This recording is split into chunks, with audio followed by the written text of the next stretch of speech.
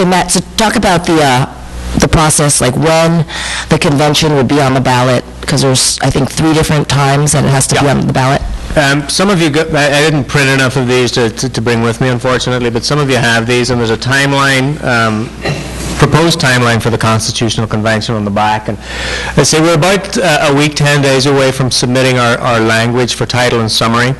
Yeah, it says September 25th. We've missed that. That was a self-imposed deadline. We've missed that, obviously. And then by April of next year, we turn in our 2 million or so signatures. And then if we collect the signatures, we go to the voters in the fall of next year, November 2010, with our 2 initiatives, Prop 1A and Prop 1B. If the voters approve those 2 initiatives, then we would imagine that the Assembly, or rather the Legislature, then has to provide for a Constitutional Convention, write the check, in other words. And the convention then would likely be held in the spring of 2012. That would take 4 to 6 months.